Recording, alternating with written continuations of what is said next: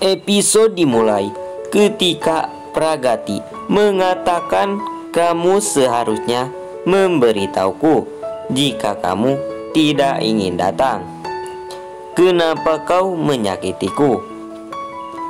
Lalu ada ketukan di pintu.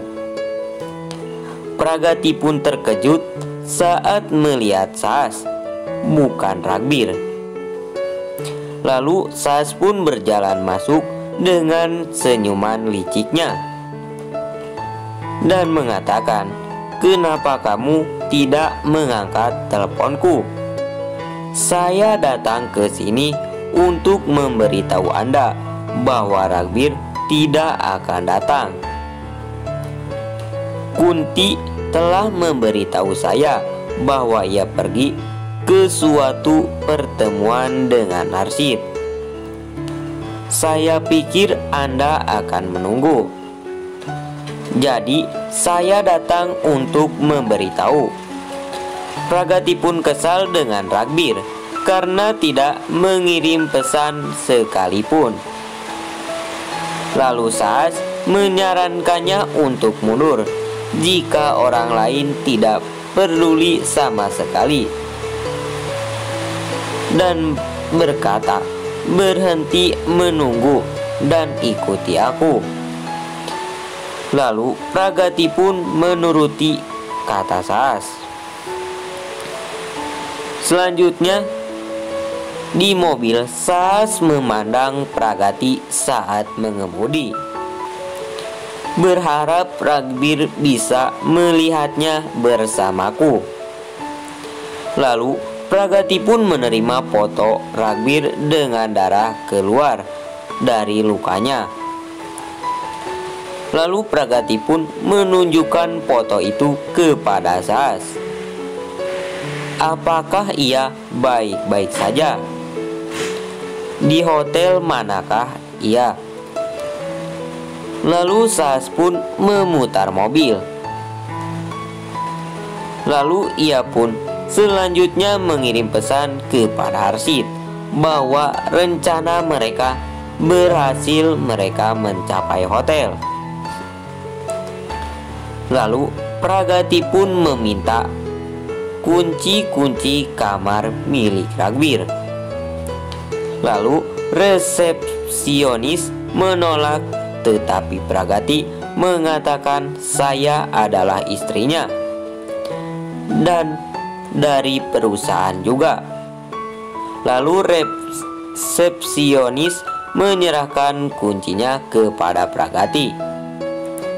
Lalu Pragati pun mencapai kamar Ragbir dan terkejut melihatnya dengan gadis-gadis 2 orang.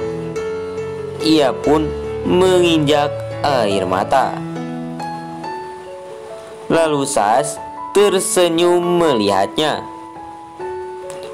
Saas pun menepuk pundaknya. "Saya melihat semuanya. Tolong jangan menangis."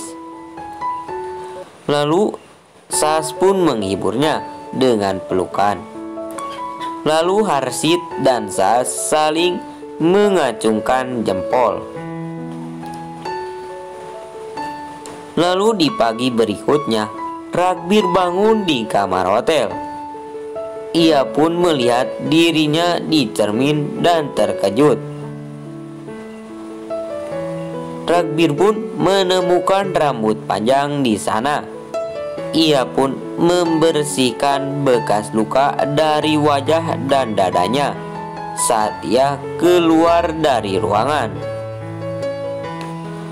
Lalu Harsit pun memberinya kopi.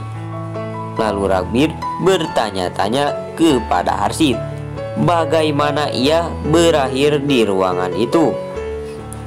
Lalu Harsit mengatakan, "Kamu merasa lelah."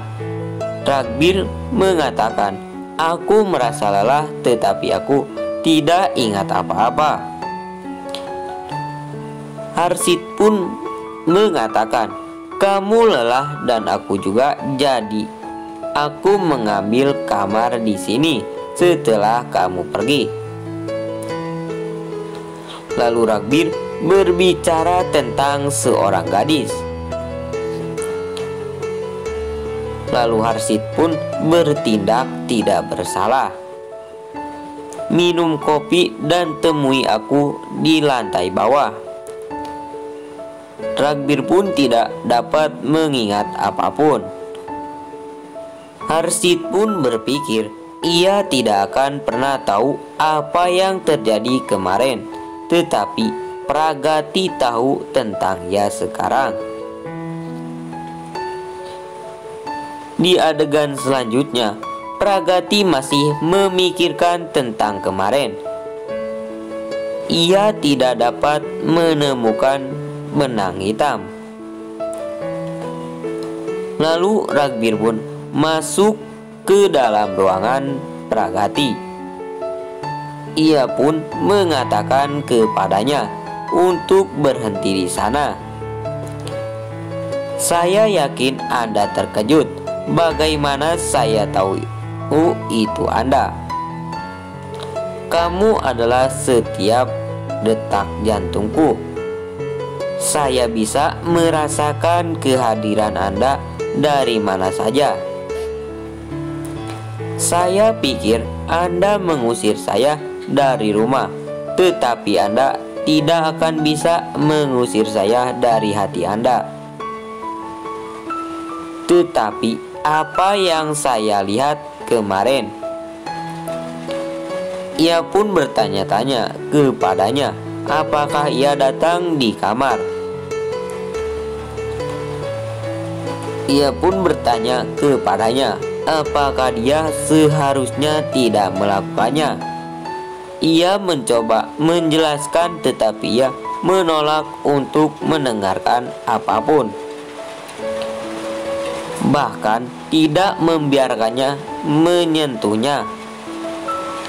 Lalu si nenek Kunti dan Harsid menonton semuanya dari jendela.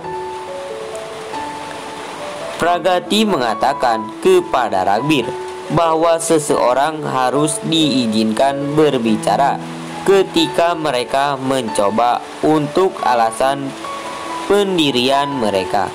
Tetapi Anda tidak memberi saya kesempatan beberapa hari yang lalu. Anda mengambil saya tanpa karakter. Kata-kata padaku bagaimana tadi malam. Ia pun mengatakan itu bukan apa-apa, selain ia menolak untuk percaya padanya. Si nenek Kunti pun menyeringai. Pragati pun menyuruh Ragbir untuk kembali ke kamar. Anda mungkin mengingat sesuatu. Ceritakan kisahnya ketika Anda menemukan sesuatu.